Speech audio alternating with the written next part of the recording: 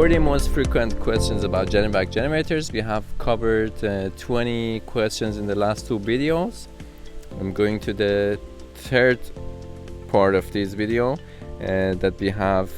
So these questions are most frequent questions that we have received in the last 10 years. A customer had asked me and my colleagues for all these installations that we had done through all these years.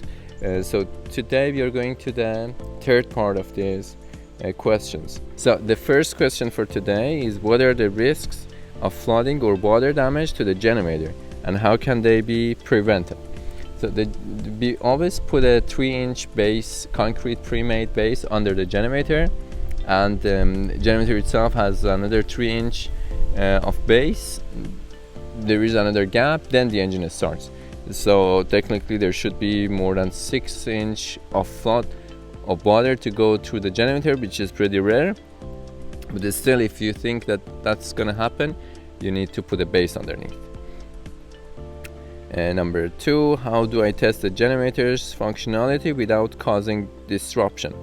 You can use the manual bottom on the generator to start it manually. It doesn't interrupt the power at the house, it just goes on by itself and goes off. Number 3, what are the options for noise reduction for the generator? You can build a noise reduction wall around the generator, but you need to make sure it's more than 3 feet on each side of the generator and there is enough air circulation. If you don't follow these regulations and the engine is damaged, generator is going to void the warranty. Number 4, can the generator be used to charge electric vehicles? Yes, definitely. Everything in the house is going to be functional if you're putting the whole house on the generator. And number 5, can the generator automatically perform self-tests on a schedule? Definitely it does. It's programmed to work every 2 weeks. What we do, we will set it on 10 o'clock every other Monday. It works for 5 minutes. It doesn't interrupt the power at the house. It just goes on by itself and then goes off.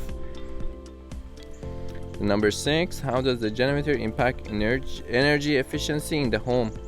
It has nothing to do with energy efficiency. If this question was about the heat pump or furnace, I would say it was more related, but not about the generator. Number 7, what is the typical lead time for generator delivery and installation? We have a warehouse with more than 40 units in stock and transfer switches, so there is no lead time for delivery. Everything is available. Number 8, what are the security features of the generator? So there are locks on each side of the generator that you can lock it.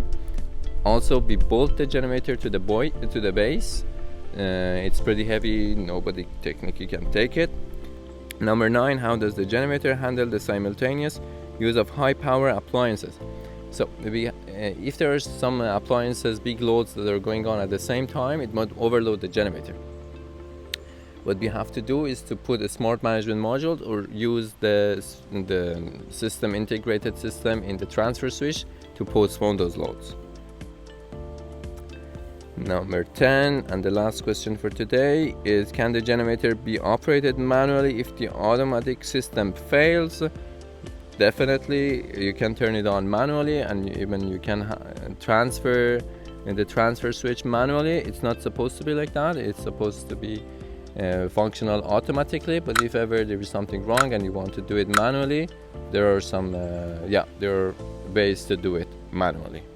That would be all for today. We'll see you in the next video.